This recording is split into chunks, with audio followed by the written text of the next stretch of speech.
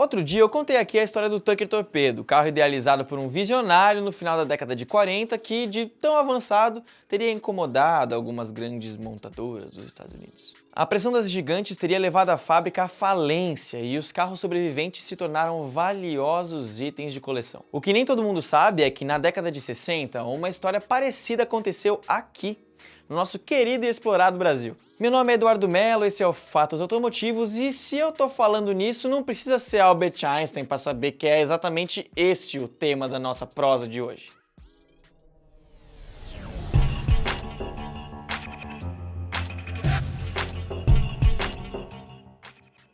Então vamos conhecer o Democrata, que muitos chamam com certo exagero de Tucker brasileiro. No início da década de 1960, o Brasil vivia a febre da indústria automotiva. Além de grandes marcas internacionais, o país também tinha espaço para empreendedores que sonhavam em surfar nessa onda. Foi nesse ambiente efervescente que o empresário paulistano Nelson Fernandes fundou em 1963 a IBAP, Indústria Brasileira de Automóveis Presidente. A ambição era enorme, fabricar um volume equivalente ao que a Volkswagen produzia na época. Só isso. Apenas. Só que para isso era preciso contar com um certo atributo bastante relevante no empreendedorismo: dinheiro. No caso, muito dinheiro. Qual foi a estratégia adotada pelo fundador da IBAP? Vender cotas da empresa em troca do privilégio da aquisição dos primeiros modelos fabricados. Aliás, falando nisso, que modelos seriam fabricados? Bom, por sugestão de um amigo, Fernandes sabia exatamente o que queria. Um carro com aparência americana, conceito europeu. Motor e câmbio na traseira, construído em fibra de vidro. Se você conhece um pouco a história dos automóveis norte-americanos, provavelmente está pensando agora no Chevrolet Corvair. E é nessa base mesmo. Bom, então, mãos à obra, né? Com esse sistema de captação de recursos, o empresário já tinha conseguido construir anteriormente um aeroclube e um hospital.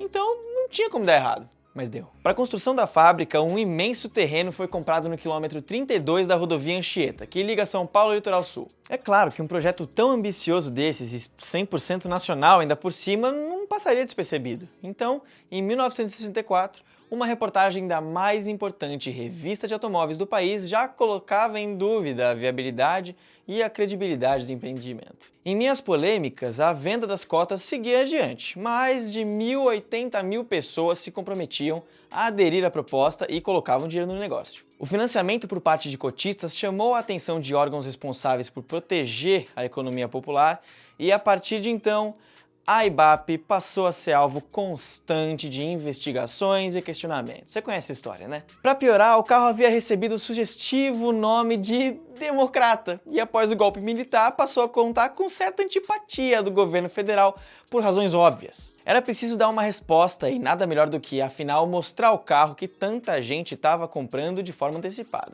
Usando o chassi e mecânica do Chevrolet Corvair, 5 protótipos foram construídos para eventos de demonstração pelo país. Um deles foi apresentado ao general Castelo Branco, o então presidente da República. Imagina essa cena, um carro chamado Democrata chamado pra esse cara. Não. Após a maratona de apresentações dos protótipos, sedãs de 4 portas com design antiquado, a IBAP montou novos veículos agora de uma segunda geração, mais moderna, com 2 portas, mecânica e chassi definitivos. O carro era equipado com um moderno motor V6 2.5 com bloco de alumínio e duplo comando de válvulas que rendia 120 cavalos de potência, um número muito forte ali para a época. Mas o design do carro ainda lembrava vagamente o Chevrolet Corvair americano. Ao mesmo tempo que o carro parecia pronto, o Banco Central proibia a captação de novos cotistas, o que iniciava uma crise financeira na empresa, que já sofria com fiscalizações constantes, cobertura negativa da imprensa e um monte de coisa. A desconfiança começava a se transformar em truculência. Casas dos executivos da empresa eram invadidas com forças policiais com ampla cobertura das mídias da época. Uma CPI investigava a possível ocorrência de fraude no empreendimento.